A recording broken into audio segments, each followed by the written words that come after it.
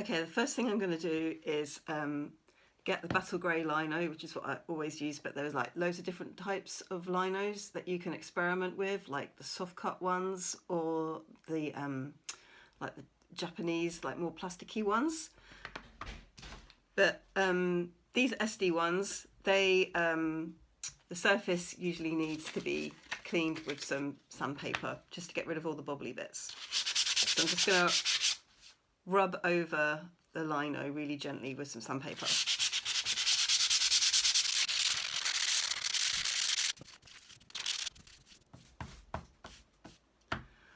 Next thing I'm going to do is just look along the edges, and sometimes you can see, because it's got like a little Hessian back here. Oh, hi mate. So if you look along the edges, sometimes you see like these little bits of strands just sticking out the sides. So this one's not so bad, but I find that the best way to get rid of them is just to burn them off with a lighter.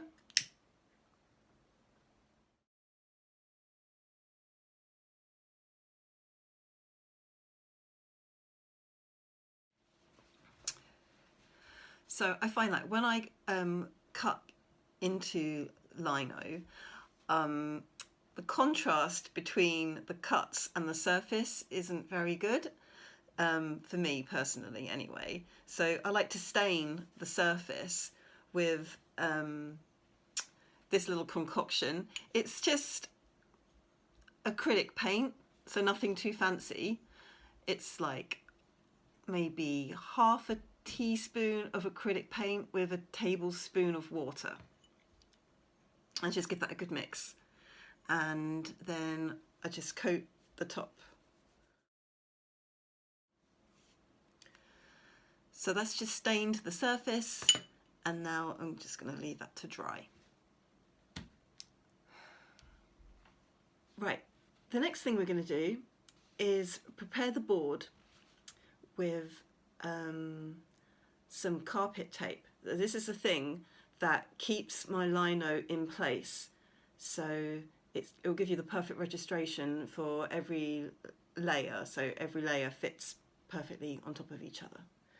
And I've tried like budget brands and stuff like that, but this permanent carpet tape from duct tape, because we do a lot of cleaning in between each colour layer, I find that one is the best. It kind of stays stuck. It can tolerate quite a lot of moisture. So the boards that I use, I mean this one's like a well used one, but it's just the back of an old picture frame. It doesn't have to be anything fancy. So just any old board that you've got lying around that will fit your piece of lino.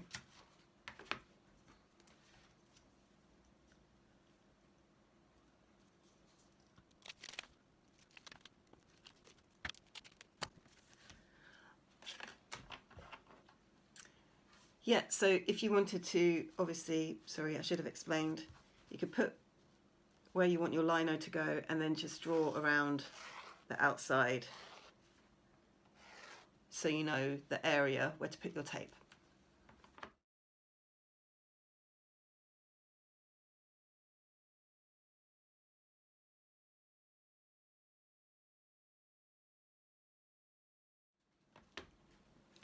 Yep, so I would concentrate on getting the tape as close to the edges as possible and just covering as much of the area as you can in carpet tape.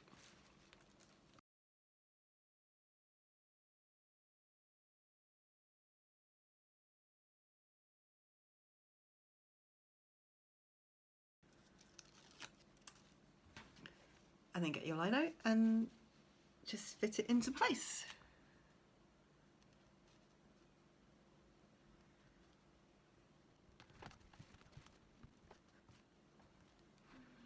Now you see, I haven't put my lino right in the middle of the board.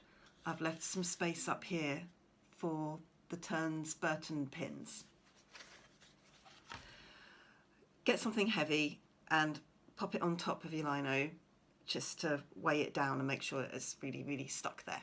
So I'm going to attach some Burton's pins now to the top of the board.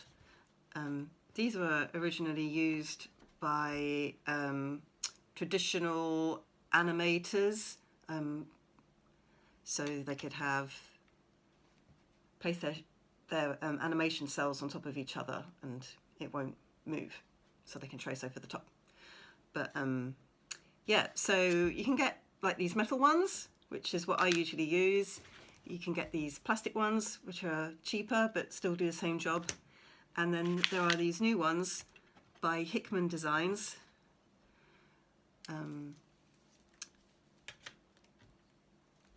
They attach with screws to the board, but this board's a bit too thin, so I'm not going to use the screw ones. I'm going to attach them just using masking tape. It's really important that these don't move, and so I go overboard with the tape.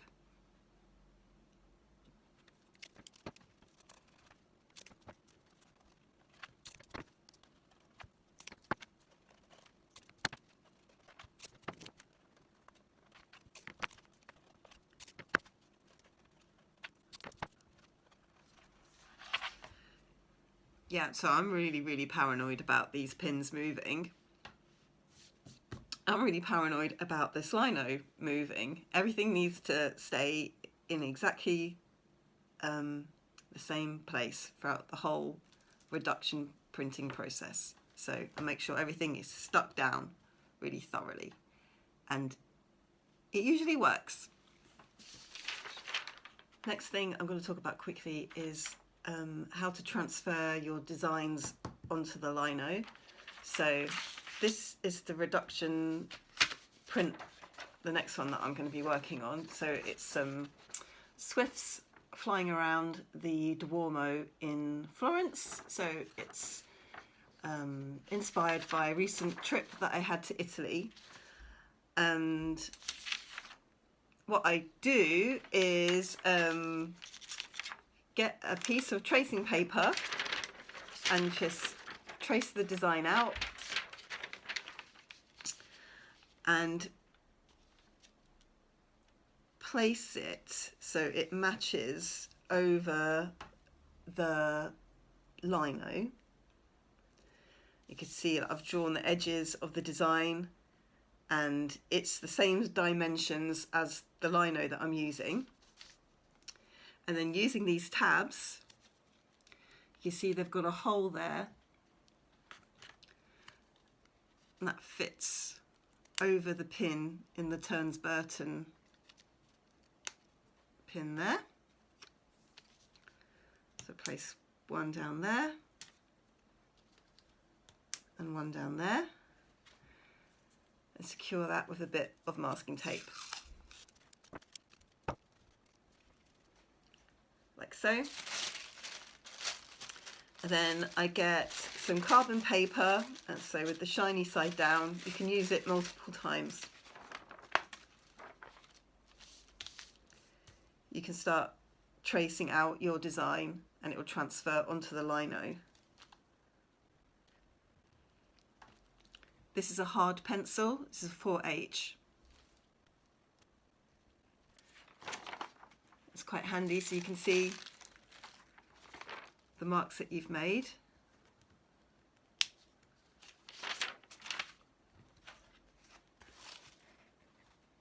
There you go, I've made a start. As you can see, it's quite a complicated design, but you can do it in stages. So maybe because I'm only doing the first layer, I only need to mark out all the white lines first, and then gradually as the image develops, I can go back, maybe trace another little detail, and then I can place it over the top, and everything lines up because of the pins. So I hope that is helpful. When it comes to paper, I like to use well, there's two types. So I've got a pad of Strathmore, and then there is Somerset, and these come in really handy packs, so you don't have to cut the paper yourself.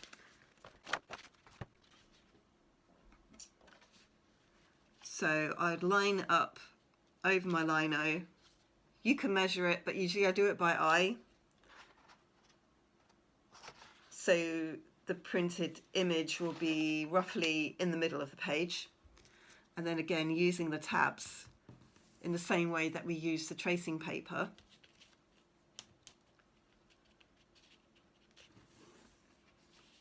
Just get the tabs, place them over the pins, line your paper up,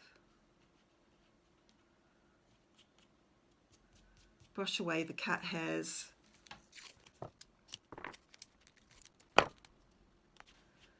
and use masking tape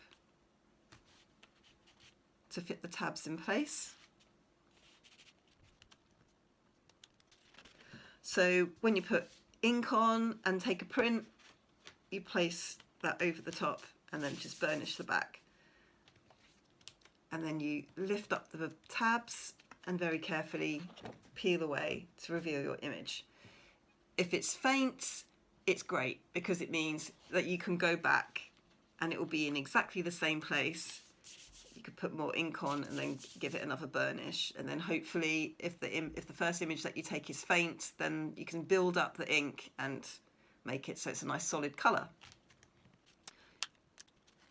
If you're going to make an edition of 20, maybe make 22 of these, because you're going to always make a mistake. I always do.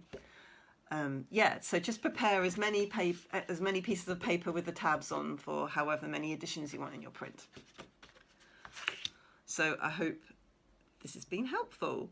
If you have any questions, just let me know. And yeah, good luck.